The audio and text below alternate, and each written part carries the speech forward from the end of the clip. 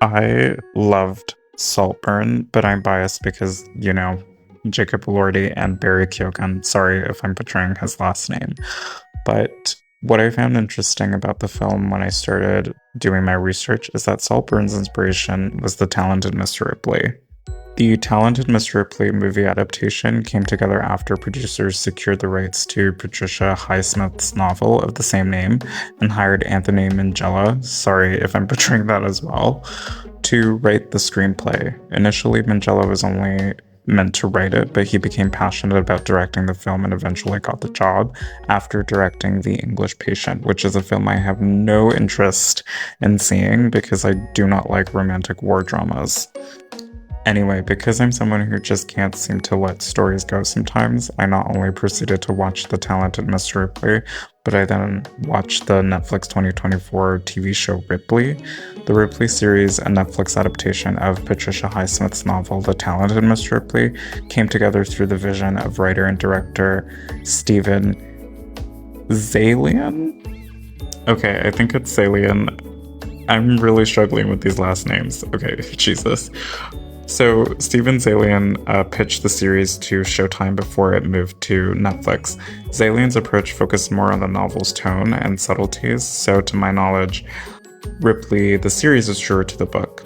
Zalian led an 8-episode series starring Daddy Andrew Scott as the titular character Tom Ripley himself. Now, a lot of people have talked at length about the queer-coded nature and sometimes I'd argue explicitly queer nature of the relationships in all of these works, but a common theme I noticed was repression, and my main question was, what happens when men can't name what they want? Both Saltburn and Talented Mr. Ripley explore obsession and desire. Saltburn centers on Oliver's unhealthy infatuation with Felix and, by extension, Felix's status and wealth, which leads to a summer at the Saltburn estate filled with a series of seemingly unexplained deaths. The Talented Mr. Ripley follows Tom Ripley's manipulative journey as he infiltrates the life of Dickie Greenleaf, culminating in murder and identity theft. Both feature scheming protagonists, but Saltburn emphasizes an almost sociopathic, pre-planned scheme, while Ripley portrays a more gradual descent into villainy. But what surprised me about the Talented Mr. Ripley is how it felt more explicit in its queerness, and I'll get to that later. So, I want to make something clear. While I think Tom in the movie, the Talented Mr. Ripley, is depicted as more obviously queer than Oliver, and hopefully that'll be illustrated when I talk about the Talented Mr. Ripley in more depth. But the reason I say Oliver is quote unquote less obviously queer than Tom is because Saltburn tries to get you to question if Oliver's obsession with Felix is just a means to an end, especially when we examine Oliver's monologue towards the end of Saltburn. I will not even attempt to try and read this in his accent, so here goes. I wasn't in love with him. I know everyone thought I was, but I wasn't. I loved him. By God, I loved him.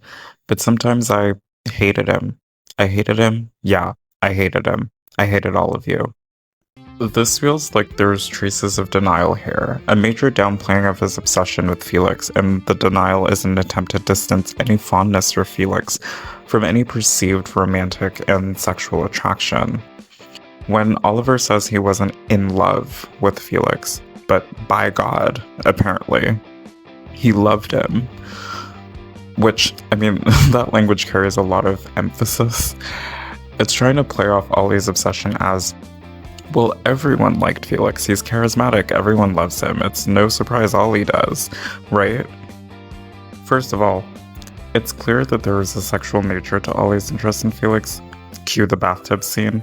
No, I'm kidding, I can't show that on YouTube. If you were lost as to what I'm referring to, trust me, do a quick search on Google and you'll see. It's not safe for work though, so just keep that in mind.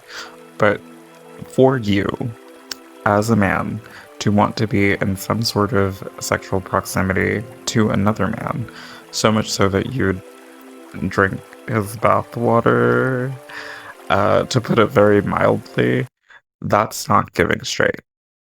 even if we want to make an argument that Ollie's desire to do what he did in the bathtub, which is super unprompted because where does that fit into being necessary for him to take over the family's estate? But again, if you want to argue that Ollie's actions regarding the bathtub is just behavior that can be divorced from the genders and people he's attracted to, which that's a hard sell. But if you fall into that camp, Oliver's obsession with Felix goes beyond utility. Okay, Ollie has this master plan to take down Felix and Felix's family, so he has to observe him, right? Fair.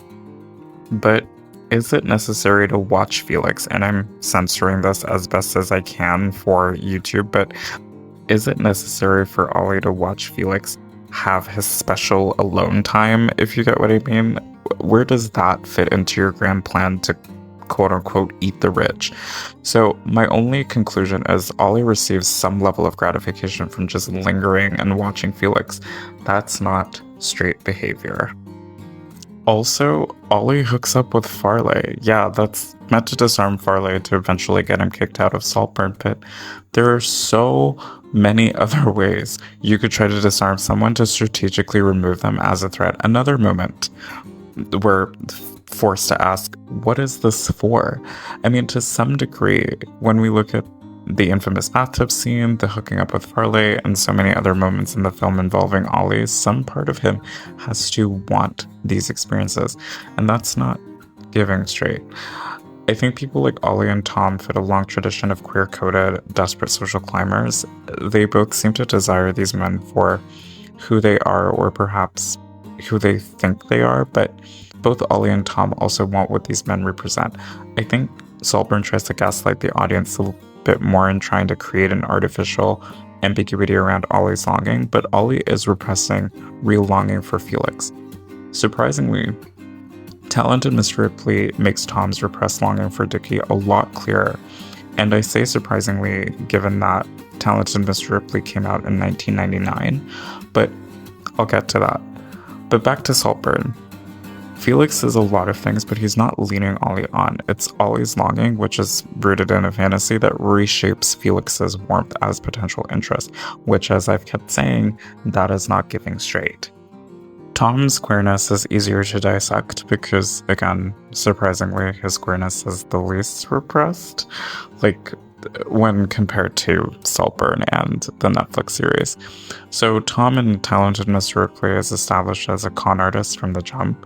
When we see Tom, he's wearing a borrowed Princeton blazer. The jacket isn't his, but it helps project status. Tom is doing a job for a high society rooftop event, and he plays the piano for the wealthy guests. This puts him in the direct orbit of Herbert Greenleaf, Dickie's father, who assumes from the Princeton blazer that Tom must know his son from college. Rather than correct him, Tom leans into the misunderstanding. Herbert tells Tom about Dickie's wasted life in Italy and offers to pay Tom to go there and persuade Dickie to come home. Tom agrees, not because he knows Dickie, of course, but because he sees the offer as a golden ticket into a lifestyle he aspires to. By the time Tom meets Dickie in Italy, the deception is already in motion. He approaches Dickie on the beach, pretending to bump into an old acquaintance. He quickly works his way into Dickie's trust by mirroring his interests, things like jazz. Tom also makes himself endlessly useful. He runs errands and flatters Dickie. Tom doesn't just meet Dickie, he engineers an introduction with layers of false identity, calculated charm, and a readiness to adapt his personality to fit what Dickie might like. I think in contrast to Saltburn, we see that desire toward the charismatic one, in this case Dickie, be built slowly, as Tom continues this con of trying to get back Dickie to come back home to the US. You can see how comfortable he's becoming, and that motivates him to continue to take Dickie's dad's money. Yes, because he's a con artist, and that's the kind of thing he does, but the money also gives him more time with Dickie and to be wrapped up in the fantasy of him. There is a part of the film where Tom is wearing Dickie's clothes and sort of prancing around in them. Dickie is obviously disturbed by this, and Tom obviously gets defensive and insists that he was just playing around. Dickie still seems concerned, but afterwards still keeps Tom around. And here's the difference between Dickie and Felix. Dickie not only gets the sense that Tom is lying to him, but he also gets very concrete clues about Tom's deception long before Dickie's eventual murder. And this is where I was like, Dickie, I think this is beyond you just liking the attention from Tom. The talented Mr. Ripley pretty much makes Tom's longing for Dickie clear, but maintains the ambiguity around Dickie's sexuality. But I think the film has a lot of visual, behavioral, and narrative cues that suggest Dickie may be questioning his sexuality, or at least experiencing emotional or sexual confusion in relation to Tom. Like Saltburn, Talented Mr. Ripley also has a bathtub scene, although not nearly as dramatic, but still a lot of erotic tension. Is that not straight? First of all, Dickie's hesitation, that lingering beat where Dickie could look away but doesn't, come on now. He thought about that a little too long. Plus, how many bros do you know would share a bathtub where one of them is literally naked just to play chess? Just getting to the point of sharing a bathtub like this is kind of gay. But on top of that, Dickie hears Tom ask to get in with him. And although Dickie says no, he gets out of the tub naked in front of Tom. I think it is implied that Dickie suspects some kind of attraction on the part of Tom, but he doesn't seem to feel threatened by Tom's attraction. And mind you, this bathtub scene happens a while after Dickie sees Tom wearing his clothes and prancing around in them. Now, even as a resident queer, if I saw a man who I hadn't known for very long wearing my clothes and dancing around in my room, I wouldn't care how hot they are. If I saw that, I'd probably stop talking to them. But Dickie doesn't. In fact, he's getting real cozy in a bathtub next to Tom. Dickie seems intrigued by Tom's potential attraction to him, even entertained by it, suggesting a comfort level that implies curiosity, not revulsion. But just looking at how the bathtub scene is filmed, Dickie's stare feels suggestive. That pause, it is as if Dickie is considering what it might mean if Tom joined him in the bathtub. And yeah, Tom claims that when he asked that, he didn't actually mean getting inside the bathtub with Dickie, but neither Dickie nor the audience buys that. There are so many other scenes in the film I could dissect, but my overall point is that, unlike Tom, Dickie isn't depicted as someone who might be consciously repressing any queer desire, but it's safe to say that the film frames Dickie as queer adjacent, emotionally fluid, and curious about Tom, even if it's platonic. Men aren't expected to be curious about each other. Men aren't supposed to be invested in each other's lives, really, even as friends. We're not supposed to be curious about each other's motivations or drives, because those things shouldn't matter, right? But anyway, Tom's non-platonic interest in Dickie is clear, but Dickie's ambiguous interest followed by his sudden rejection of Tom is exactly why I think Dickie is queer too. By rejection, I'm referring to Dickie and Tom's boat scene that really changes the trajectory of the film.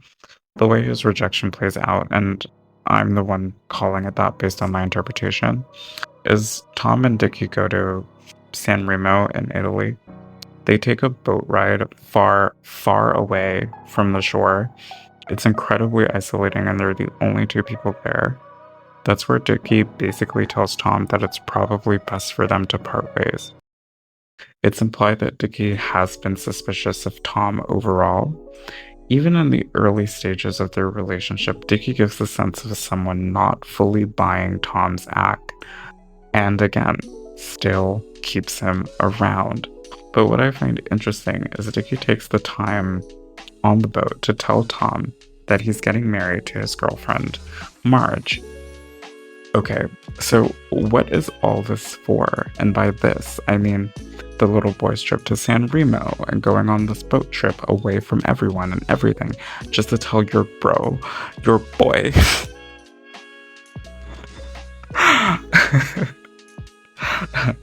Y'all can tell I am not a straight man, But anyway, why do all this just to tell your friend that, look, I'm getting married. Oh, and I think we should go our separate ways. That feels like a very intentional way to say goodbye. And again, men don't do that kind of thing for each other. We're not supposed to. We don't do intentional goodbyes because they're emotional. And being emotional with your bro is gay. And as we all know, that is the worst thing a man can be.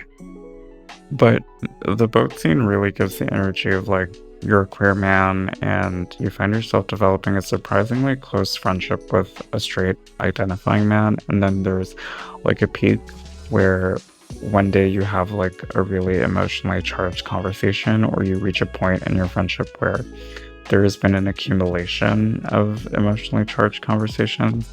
Like, these are conversations where you both share some vulnerable stuff.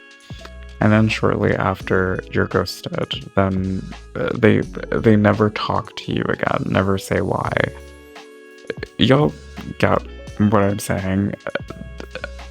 I hope the girls that get it. But throughout the film, you're wondering, why does someone like Dickie, adored, charming, well-connected, keep someone like Tom Ripley around, even after spotting danger signs? And I have a few theories. So, one, Tom feeds something in Dickie that no one else does, which is unconditional adoration. Everyone else in Dickie's life, Marge, his father, his friends, they all want something from him and hold him to expectations, right? Like, Marge wants to settle down. His father wants him to get his life together. Even his friends, I think they want him to be their party ringleader. But Tom worships him. To Tom, Dickie is more than impressive. Tom doesn't challenge Dickie's choices, he romanticizes them. Even if Dickie senses that something is off, he may also feel emotionally validated in a way he doesn't experience elsewhere. 2, I think Dickie uses Tom for some kind of emotional experimentation, experimenting with control and boundaries. Dickie basically lets Tom play dress up figuratively and literally. And those are not the actions of someone completely innocent or unaware. I think they're the moves of someone who likes to hold emotional power over others and is maybe using Tom to explore ambiguous territory he doesn't dare enter directly. I think keeping Tom around allows Dickie to test his own limits of control, of masculinity, and even attraction without ever naming it. But we can see that there is this tension between Tom's obsession and repression and Dickie's repression. Their relationship is kind of built on this asymmetrical longing where both men are repressing, but in completely different ways. And that is what makes their dynamic so dysfunctional. Tom obsesses because he represses, right? He pours all of his emotional need into Dickie, and in doing so makes Dickie responsible for his sense of self. We can see, even before Tom steals Dickie's identity post Dickie's murder, Tom wants to use his constant imitation and mirroring of Dickie as a replacement of his selfhood. But Dickie's repression is linked to performance. Again, I think Dickie knows Tom is infatuated with him, and I think he actively plays on it. Dickie's repression is about maintaining the illusion of control and heterosexual ease. He must always be the one admired, never the one doing the admiring. It's because of this dynamic that I don't think that Tom's affection isn't reciprocated by Dickie. I think both are in this weird dance of misaligned repression. Because when Tom becomes too much, too present, too close, Dickie responds with trying to create distance. And when Dickie does this more intentionally by giving Tom the news about him and Marge's plans for marriage, Tom snaps. And that's the point we see Tom's longing turn into rage. But between Tom and Dickie, we see this mutual fear. I think Tom's obsession is a direct result of having no safe outlet for desire. Dickie's performance of aloofness is a form of maintaining heterosexual safety. This idea of, I'm the one adored, I'm not exposed. I think overall, both men fear being seen, but for opposite reasons. So, my next point is part of the reason I said that I thought that the talented Mr. Ripley was surprisingly queer than Saltburn, given that Saltburn is more contemporary. Tom's actual desire toward Dickie, I think, is very evident, and in general, his interest in men, I think, is made more explicit. And yes, we see Ollie and Saltburn always lurking and watching Felix. I've talked about the bathtub scene, I've talked about Ollie hooking up with Farley. And while I think as an audience, we see Ollie's actions and read them as queer, or I guess some of us do, the film tries to frame all these actions as this grand scheme to get close to everyone in Felix's family and then take them down. And while I've explained why I and perhaps other people don't believe Ollie just do the things he does that could be read as queer just as a means to an end, because the film tries to create ambiguity around Ollie's intentions, that's what makes me ultimately consider The Talented Mr. Ripley a more queer film than Saltburn. And all of Ollie's relationships with other men is characterized by things like obsession, dismissal, manipulation. But to expand on my point that I think The Talented Mr. Ripley is a more explicitly queer film, Tom gets a boyfriend. I know. I was in shock. They don't explicitly call Peter Tom's boyfriend, of course, but again, there are strong hints and implied romantic subtext throughout their interactions. Peter is another rich acquaintance of Dickie's and seems to be genuinely attracted to Tom, and I get it. I mean, this is Matt Damon's twink era after all. Peter expresses concern for him, noticing Tom's nightmares, and notices that Tom hides a lot. Their relationship is characterized by a lot of care and mutual desire to support each other, which, again, is a contrast to Saltburn, because arguably I think Felix is the character that is shown to be the most caring, especially towards Ollie, but that's saying a lot because Felix is still a very selfish, entitled person. The Talented Mr. Ripley shows a close moment between Tom and Peter where Tom lays his head on Peter's back, and Peter is shown to be jealous when Tom kisses Meredith, who I haven't mentioned in this video, but that's because she's not really an important character. I love Cate Blanchett, but the female characters in this movie aren't well developed, including Marge. It's the reason I much prefer the Marge in Netflix's Ripley series, but I'm getting sidetracked. Ultimately, the movie implies a close romantic relationship between Tom and Peter, and their dynamic contrasts with Tom and Dickie's dynamic in a way that reveals a lot about repression. When Tom meets Peter, I think he recognizes, or maybe even is reminded of, the difference between real connection and obsessive fantasy. And yes, Tom is a murderer, so he's not motivated to be open about that. But he's also deep in his own repression to accept a relationship that's not a fantasy. Tom and Peter go on a cruise together, and when Tom sees Meredith and Peter sees their encounter, it leads Tom to murder Peter to protect his secret identity. And while from Tom's POV, us as the audience can understand the motivation to do so, as horrific as Tom's actions are, Tom can't live with the idea that Peter might know everything, right? Like the lies, the murders, and still love him.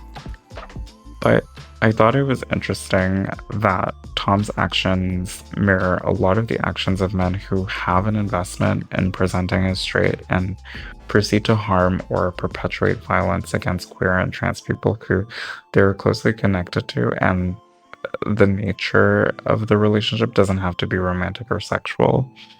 The men who do this do it as a way to protect their identity and to project to the world that they are real men who denounce any of that gay shit.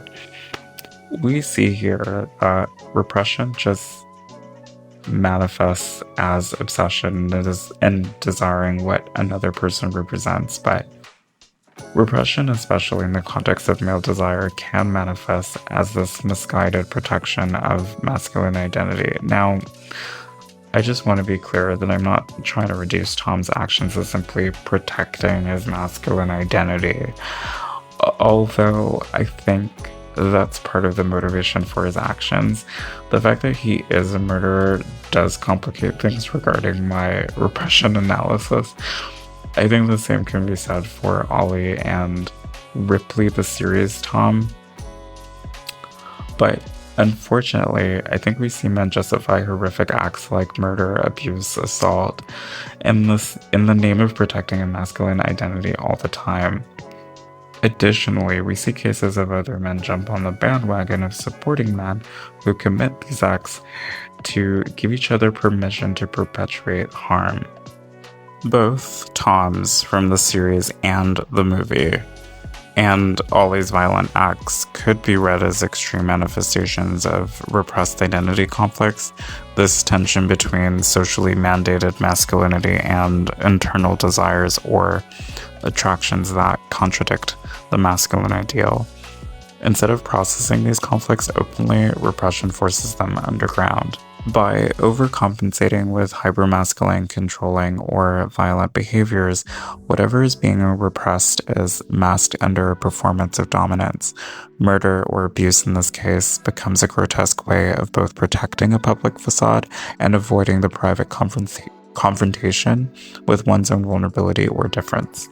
And none of what I'm saying now really comes up in any of the Ripley and Ripley-inspired works, but I think it's important to mention that when other men jump on the bandwagon to defend such acts, they're not only upholding the cultural script of masculinity, they're also participating in a collective repression. This solidarity becomes a way of mutually agreeing to keep certain things unspoken. Example, the fear of social demotion, while redirecting that energy into outward aggression. But to bring this back to the talented Mr. Ripley, Peter's desire is available, honest, and reciprocating. If Tom accepts it, it will mean stepping out of the protective shell of repression and risking complete visibility. That's terrifying for Tom beyond just potentially having to come clean about his crimes. But our culture doesn't equip men to just be authentic, however that quote-unquote authenticity might look like for the individual man.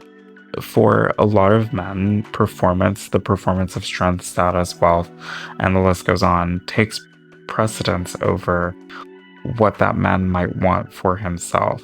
Tom's repression isn't just about suppressing desire, it's also about suppressing the self that could exist if he could just name and pursue what or who he wants. But I think better examples of repressions as performance are Felix and Dickie, movie Dickie, that is. Series Dickie isn't such a clean example, but both Felix and Dickie exude this casual charisma, but both are also avoidant, in a lot of ways emotionally underdeveloped, I think, which contributes to the way both of them deflect a lot. And now I'll focus primarily on Felix. I think a huge difference between Dickie, both series and movie Dickie, and Felix is genuinely more naive in the sense that Felix might suspect some level of attraction on the part of Oliver, but he doesn't suspect Oliver to be particularly dangerous or even suspects Ollie to be a liar. In fact, more so than Tom, Oliver ensures that his presentation to Felix and mostly everyone else is that of a quiet, harmless, sad, mopey guy with a tragic backstory. I've spoken at length about how Dickie sees these warning signs regarding Tom but keeps him around anyway. In contrast, the minute Felix knows Ollie is lying about his past, Felix is like, that's it, you have to go. I've also talked about why I think Dickie is queer, but Felix, truthfully, don't know. Not that I know for certain Dickie is queer, obviously, but I'm more secure in my opinion as to why I think that. Felix's interest in Ollie is far more ambiguous than Dickie's interest in Tom. But even if Felix isn't consciously queer or romantically interested in Oliver, their dynamic is undeniably characterized with a lot of emotional tension and arguably at times sexual tension. And I think it's that tension that queers the relationship in both the narrative and audience perception. Here are a few things that stand out about Felix, though. Felix's affection towards Ollie is very specific, even if not overtly romantic. He kisses Oliver on the cheek more than once. He lingers in physical closeness. He notices Oliver constantly at the bar when Ollie pretends to be short on cash during family conversations, when Ollie seems overwhelmed by Felix's mom's attention. That's not neutral behavior, whether it stems from romantic affection, emotional dependency, or even social fascination. It shows Felix is emotionally invested in Oliver. And when two men don't have the language to express that investment, especially in the context of heteronormativity, what results is a queer coded intimacy. It doesn't have to be desire in the erotic sense, it's still desire in the attention, closeness, and possession sense. Speaking of possession, the scene where Felix reacts to Oliver and Venetia's possible connection says a lot. If Felix were just a protective brother, he might just confront Venetia about it. He doesn't do that. At least we don't see that on screen. Also, Farley is the one who told him that, and we don't really see Felix try to corroborate that story actually with his sister. He doesn't really try to get her side. But anyway, if Felix were just being protective, he might have asked Oliver directly, right? Like, hey, what's going on between you and my sister? Okay, so I'm gonna quickly make a random comparison with like a random show, but you'll see why it fits. So if you're somebody who potentially watches The Summer I Turned Pretty, I will be providing spoilers for that show, specifically for season 2. So when I think of an example of an older brother being protective of his younger sister, who he finds out is involved with one of his friends, I think of Belly's older brother, Steven. In no way do we get the sense that Steven is jealous of Belly and Jared's relationship or even necessarily hurt by the news.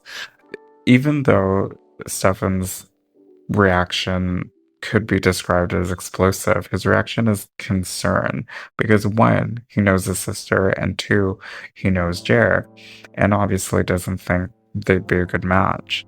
But Felix's reaction towards Ollie and Venetia is passive aggression. He doesn't really seem concerned, even awkward or disapproving. Instead, Felix reacts hurt, withdrawn, jealous, not protective, but possessive.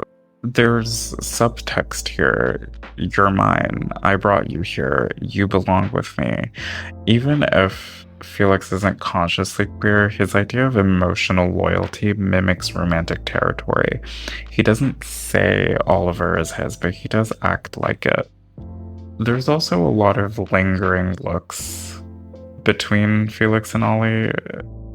There are multiple instances where Oliver and Felix are inches from each other, sharing space in a way that feels far too close to be just bros. Think of that scene at the party, right? Like the tension, the silence. Oliver pulls him in and Felix lets him.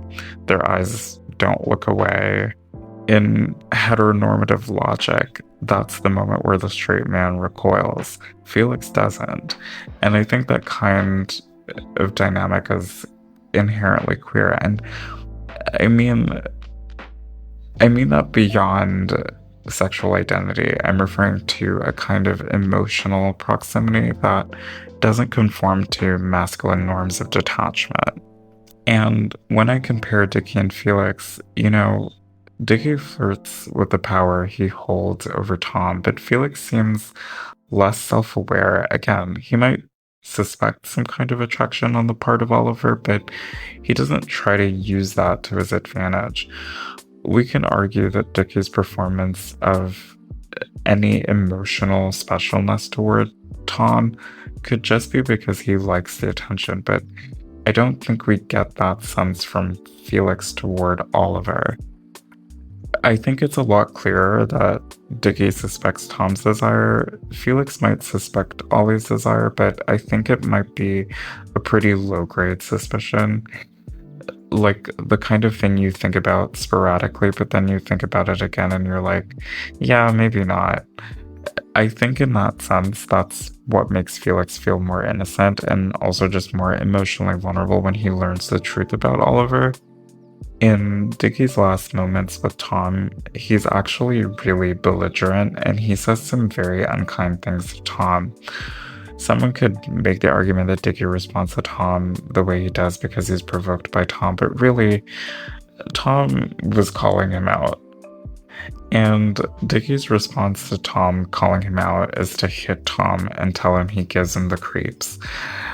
That's such a huge contrast to Felix's fallout with Oliver. Felix gives Ollie a graceful out. He lets him stay for the party. He doesn't tell the family about Oliver's lies, and Felix seems crushed, not disgusted. I think that alone suggests a deeper emotional investment in Ollie, one that Felix might not be able to name. Overall, even if Felix isn't romantically or sexually attracted to Oliver, the relationship itself is queer because it can't be easily categorized. It involves blurred boundaries of friendship, attraction, possession, and emotional dependency. Venetia calling Ollie Felix's toy isn't just cattiness, it's the textual acknowledgement that something is going on here that isn't being named. So maybe Felix isn't queer in the traditional sense, but his attachment to Oliver is not straight or doesn't neatly fit into a heteronormative context. Felix's closeness to Oliver exists in a cultural space where men are discouraged from recognizing or naming emotional attachment to other men, especially when that attachment carries hints of possession, longing, or vulnerability. This isn't repression in the overt, I know but I hide it sense. It's a quieter form where certain feelings never get the language to become fully conscious. So the intimacy remains stuck in this weird, undefined space. Kind of like a situationship. Oh my god. That's what it is. Felix and Ollie are in a situationship. Now, moving on to Ripley, the series, with this version of Tom, his intimacy with men, especially Dickie, is cold, detached, and often seems rooted in envy. And also the aesthetics, the black and white, the deliberate pacing, seem to mirror the inner numbness of Tom. Also, side note, Saltburn and Talented Mr. Ripley are both shot beautifully, but I think Ripley, the series, wins. It feels even more cinematic than, in my opinion, Saltburn and The Talented Mr. Ripley. But anyway, what makes Ripley so interesting is that I feel like you're really led to question why Dickie keeps Tom around. Tom and Dickie's relationship in the show is quite muted, but it doesn't seem like an attempt to squash anything that's queer, but in a way it feels like it allows that repression to really shine through. Twink Tommy in the movie is charming. Most people like him. Dickie, obviously, Marge initially, although that changes later. Meredith, Peter, even Dickie's dad in the beginning. Freddie's really the only one that doesn't like him. But Tom in the TV show, don't get me wrong, Daddy Andrew Scott as Tom is brilliant. All the other actors are great too, but Tom as a character is not charming. I don't hate him. He's still a compelling character, but he's not charming or charismatic. In fact, the scene where he first meets Dickie and tries to play it off as, "Oh, it's you," is so awkward. And to be honest, I don't think Dickie is all that charming either. And so you're left wondering, Why do they like spending time together? And on the part of Dickie, a lot of people around him express their dislike for Tom. Marge doesn't really like him. In fact, she suspects he's queer, and obviously that feels like a threat to her relationship because, I mean, she wants to marry the guy. But stripping away the charismatic exterior of the movies Tom and Dickie, somehow the show feels gayer. The stripped-down nature of Tom and Dickie's relationship reveals a queerness that is quieter and, in my opinion, more repressed. I'd argue that in the series, Tom is more awkward, shifty, and emotionally harder to read, and Dickie isn't showing up with movie Dickie confidence. Series Dickie is much more casual, disaffected, and oddly gentle. And this is exactly what makes the queerness more pronounced. In the film, desire is fueled by charisma and projection, but in the series, no one's dazzling anyone. They're literally just two guys who just drift together. They end up sharing space and time without the guardrails of performance. The intimacy between series Dickie and Tom isn't dressed up. It shows up in quiet, repetitive moments. Shared drinks, a lazy day, and unremarkable conversation that stretches longer than it needs to because neither wants to leave. Somehow that makes it more gay than both The Talented Mr. Ripley, the movie, and Saltburn. In both the movie and the series, there is the central question of why Dickie keeps Tom around, especially as in both works, Tom has given countless signs that something is off. In the film, you can chalk it up to charm or flattery, but in the show, there is no clear reason, which means the reason is emotional. And this is where it gets queer, because even without sexual desire or romantic dialogue, Dickie's choices suggest recognition of loneliness in Tom, and maybe even a fascination with Tom's attention. And to Dickie, that feels validating somehow. Both movie Dickie and series Dickie seem more self-aware of Tom's desire, but in the film, part of their dynamic is built around Dickie playing with that awareness, sometimes cruelly. In the film, Dickie's repression holds conscious manipulation. This thing of, I know it's there, but I'll keep it at arm's length or use it as a power play. But I've mentioned that series Dickie is actually a lot gentler, and so the dynamic between Tom and Dickie in the show is more balanced. So I feel like their repression manifests as a need for habitual closeness. There's an episode where Dickie and Ripley are kind of just wandering around Naples together when a young woman asks Dickie for cab money. Tom points out to Dickie that maybe it's a scam, but that conversation spirals into commenting on the attractiveness of said woman. And then Tom eventually says to Dickie, "I like girls." And Dickie actually laughs. Dickie actually laughs, and so did I.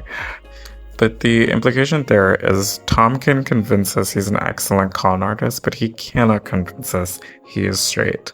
Additionally, there is a scene in the Ripley series where Tom is in Dickie's clothes and imitating him.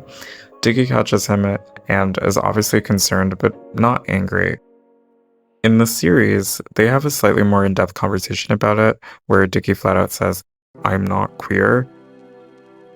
But he utters the denial so quickly that you can't help but side-eye Dickie. And Dickie's quick denial of his queerness mirrors Tom's "I like girls" statement. They both are trying to push feelings they don't want to acknowledge into the background by assertively insisting on the opposite. What solidifies this repression dance between these two, more on the part of Dickie, is Tom gives him an out. He's like, "Hey, I don't want to be in the way of you and Marge," because again, she's clocking it and expressing her concern to Dickie. Also, why would he even be in the way of their relationship? Also, from all of the "I'm not queer" we get from Dickie, when Tom says he doesn't want to be in the way, Dickie doesn't challenge that. Like, you can't be in the way or a real threat to someone's relationship if one of the persons in that couple doesn't have, like, at the very least, a very strong emotional attachment to you. Just saying. But Tom offers to leave Dickie's life, and guess what? Dickie still wants him around. That's classic repression. His previous "I'm not queer" boundary doesn't hold up against actively maintaining emotional and physical proximity to a man he already suspects likes him. A man who he has also silently acknowledged is a threat to his relationship. Again, most of the other people in Dickie's life don't really like Tom's company. And again, Tom is a compelling character, but not a charming one. Not when we compare it to the charm of Matt Damon's Ripley, or even Ollie in Saltburn. So there is something Dickie subjectively finds charming about Tom, and that is gay. Come on, like, is that not giving beauty is in the eye of the beholder type energy? Like in the movie, Dickie's fate is the same by the hands of Tom, but what's interesting is that after the fact, Tom has a lot of these daydreams that occur more consciously, if you think about it, because daydreams happen in your wakeful state versus regular dreams literally happen when you're sleeping. But so many of the moments Tom thinks about when he's thinking of Dickie post Dickie's murder are fabricated. He's not recalling actual memories with Dickie. He's literally thinking of Dickie just like sitting with him and talking to him. Maybe at times even just like encouraging him. And when we think of daydreams as a kind of wish fulfillment or mental escape, Tom's engagement with these fantasies feels like a repressed desire for what he really wanted him and Dickie's relationship to be. Tom manages to stage Dickie's death as an unaliving of himself, and tells the private investigator who's looking into the case that Dickie unalived himself because Dickie couldn't bear Tom's rejection after Dickie confessed his love to Tom. That's such a specific framing of someone's death that's coded in a lot of intentionality. It's really unnecessary for Tom to frame the story that way. He's not just lying to protect himself, he's trying to manifest a version of the relationship that would make his own grief easier to deal with. We don't always see a lot of tenderness from Tom, but we can assume that he is grieving the loss of his friend who he is attracted to. And there must be layers to that grief too, considering that his friend is no longer alive because of him.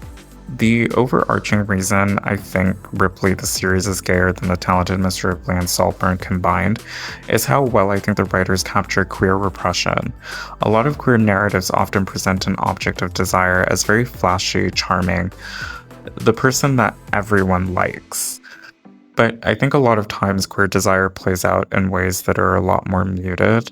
Yes, I'm not saying there aren't times when you're attracted to the popular person or the person who's adored by everyone, but there are so many other times when you're just attracted to regular people who aren't actively performing in the way movie Dickie or Felix does. Tom and Dickie in the series are not tap dancing for each other. They just like being with each other, and they both can't really articulate that. And when you think about coming across someone who you just like being around, even as a friend, there is often some level of just not always being able to explain it.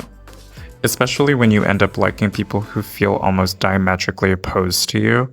Somehow the more stripped down Tom and Dickie dynamic in the series just feels gayer. The absence of theatrics is actually what makes their connection feel a lot more real and authentic. Queerness, especially in repressed contexts, doesn't always look like some kind of insatiable lust or all-consuming obsession. Sometimes it looks like quiet persistence, a need you can't name, so you just stay hovering close to each other.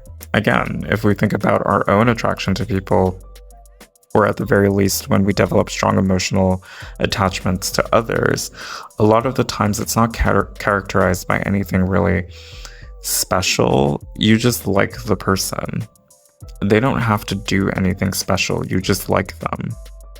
Even if there's a logical, maybe more scientific explanation for that feeling, it certainly doesn't feel logical.